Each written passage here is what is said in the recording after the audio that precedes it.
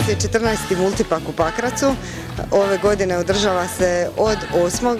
do 13. lipnja i kao i svake godine iza multipaka stoje Muzej grada Pakraca, Gradska knjižnica Pakrac, Rotary Audio, a sve pod pokroviteljstvom grada Pakraca i Ministarstva kulture i medija Republike Hrvatske, ali i u suradnji s našim brojnim partnerima, prijateljima, umjetnicima, znači svima onima koji će na neki način oplemeniti i obogatiti cijelotjedni program. Kao što evo svi možda znamo, a za one koji ne znaju, okosnica multipaka je velika hi-fi izložba koja će se dogoditi u petak 12. i subotu 13. lipnja, ali svemu tome prethodi cijeli tjedan pun različitih programa za djecu, za odrasle, od radionice cirkuskih vještina, radionice oslikavanja jednog posebnog murala za učenike naše osnovne i srednje škole, ali i glazbeni kvizovi koje smo isto tako evo prilagodili i za osnovnoškolce i za srednjoškolce. Utorak nam je dan u kojem nakon radionice oslikavanja murala također imamo svečano otvorenje multipaka. A zašto baš utorak? Zato što ćemo taj dan otvoriti jednu divnu posebnu likovnu izložbu umjetnice Ivane Kutuzović pod nazivom Puls otvoreni prostor, koja će evo biti postavljena u Muzeju grada Pakraca u Malom dvoru Janković i koja će se u stvari savršeno stopiti sa cijelom ovom audiofilskom pričom.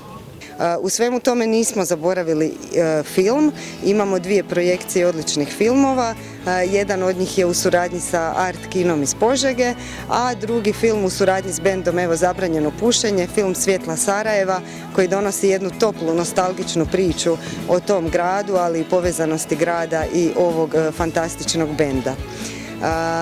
Cijeli nekako ovaj program dolazi do svog vrhunca u petak, kad nas naravno sa hi-fi izložbom očekuje i jedan vrhunski koncert u dvorištu Janković. Ponovno nam u goste dolazi požeški bend Electric Corn, koji će evo njih 12 zasigurno rasplesati sve Pakračane, ali sve one evo koji se odluče doći provesti tu večer s nama. Garantiramo dobru zabavu, odličan zvuk i evo vrhunski provod.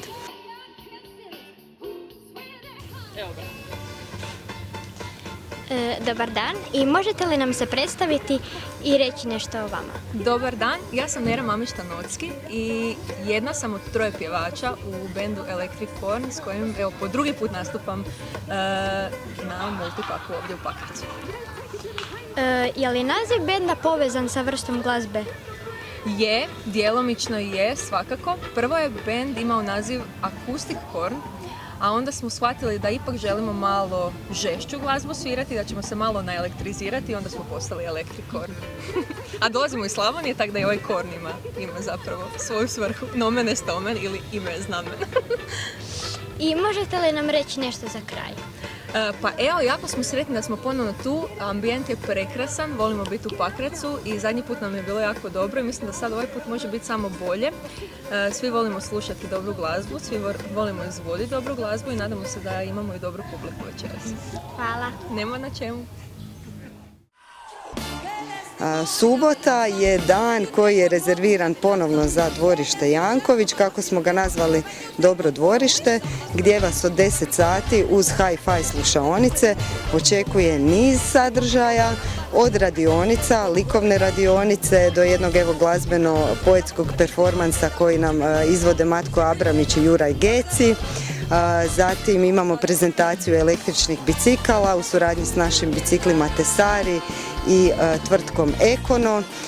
Imamo naravno i nadaleko poznati multigrah koji se kuha i bit će poslužen u 13 sati. U 17 sati je čajna ceremonija, multičaj, za koji je zadužen naš prijatelj Đorđe Cvijić. I jednu izložbu, posebnu izložbu fotografija učenika osnovne škole braće Radića Pakrac, Katarine Ivane Pavičić i Frana Marića.